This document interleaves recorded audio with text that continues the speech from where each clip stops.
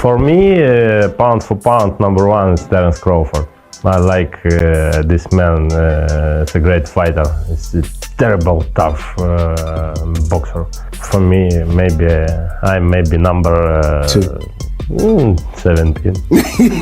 You know what's wild? Terence Crawford and Oleksandr Usyk actually share the same secret weapon, skills, and fight IQ. Both of them are masters at making bigger, stronger guys look lost in the ring. And here's the kicker. Usyk even worked with Crawford behind the scenes, sharpening up and learning tricks that helped him take down Canelo. It's that mix of brains and precision that sets them apart. Fight between Canelo and Terence Crawford. Yeah.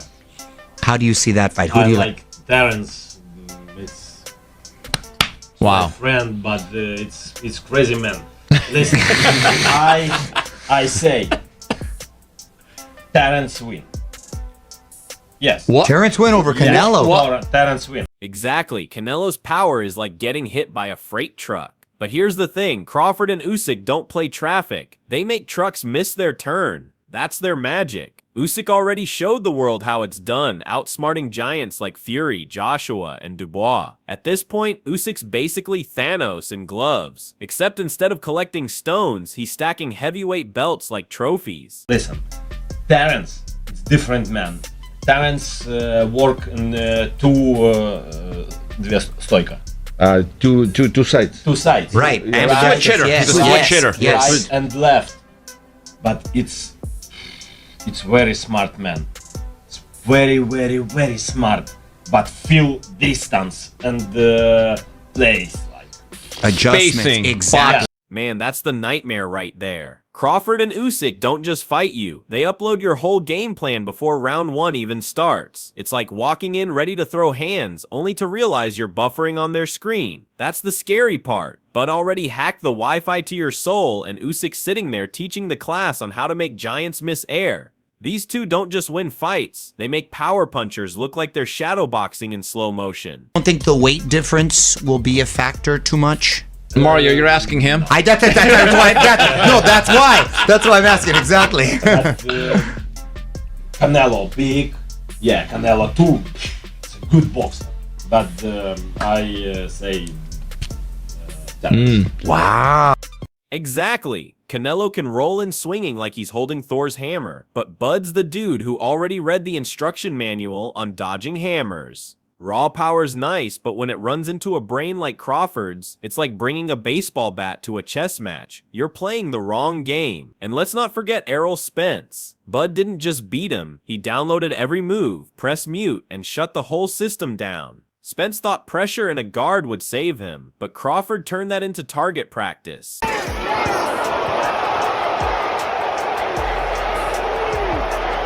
How hard does Spence hit?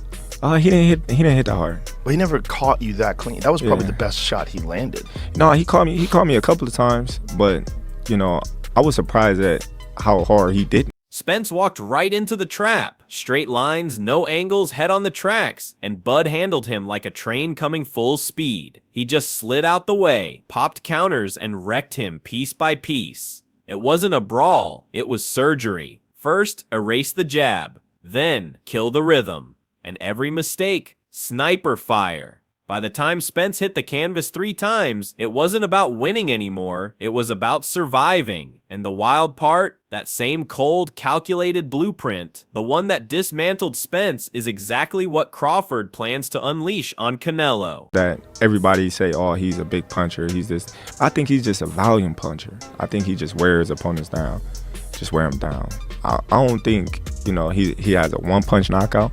He have power, but it's not like, you know, boom, sleep. Exactly. Spence came in with all the right weapons, power, pressure, pedigree. The problem? Crawford's IQ stripped them down one by one. Now Canelo's got that same arsenal, only scaled up. He hits harder, he's sturdier, but Bud doesn't play by size rules. He'll make Canelo miss big, drain the tank, and then turn those misses into sharp counters, just like he did to Spence. The The difference is Canelo slows quicker, and Bud thrives when the pace dips. That's why Crawford dominated that night. And yo, it was so surgical that Derek James straight up marched to the commission after checking Bud's gloves like the man's timing had to be outlawed. When skill looks like sorcery, that's when you know it's real. James checks Terence Crawford's gloves to see if they're loaded. He is clearly in disbelief after doubting Terence Crawford's punching power prior to the fight. Facts, that's Teddy Atlas for you, cutting through the noise with a straight dagger. And he's not wrong. Boots Ennis ain't just sparring. That man's live ammo. Bringing him into camp while gearing up for Bud?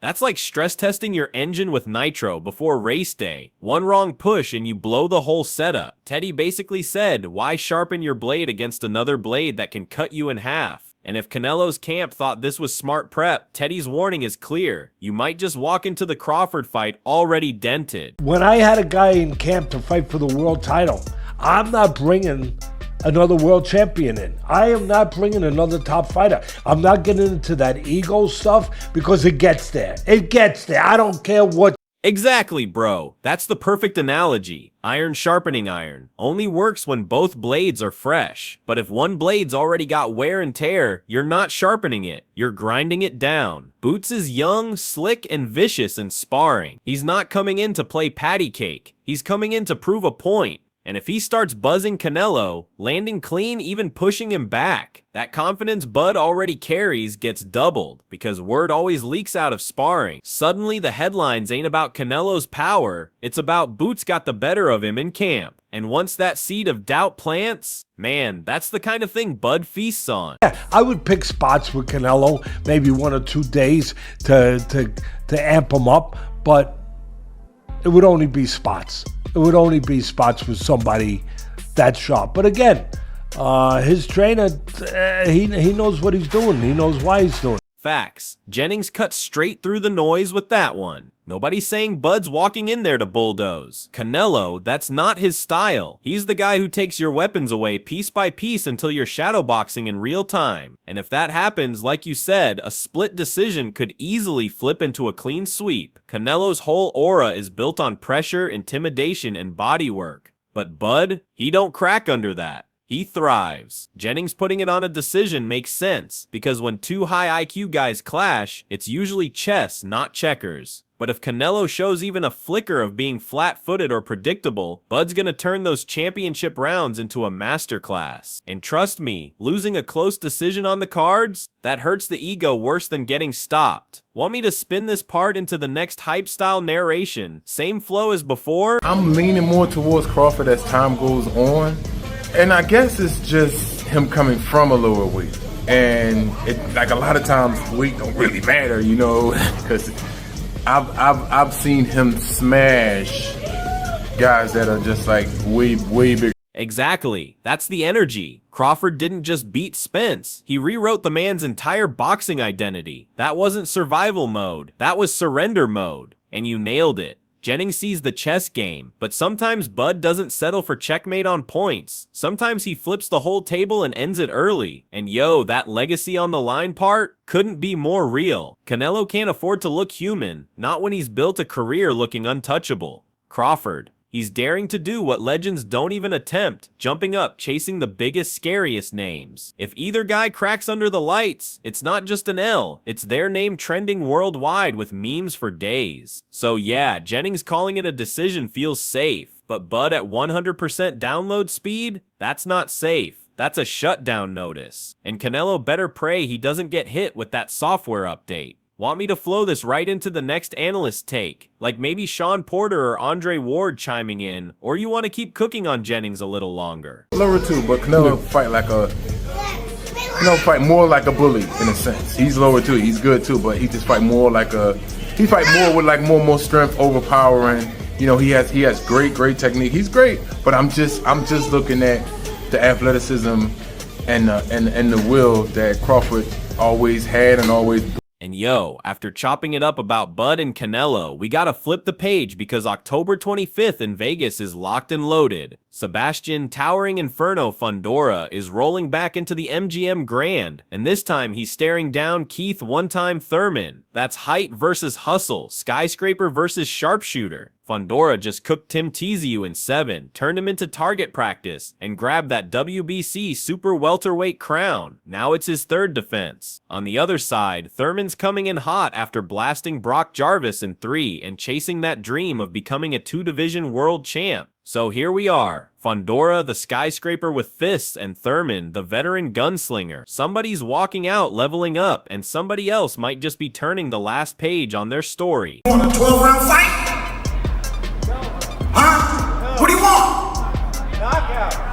Huh? 12 rounds? You want a knockout. 6-round fight. You want a 6-round fight?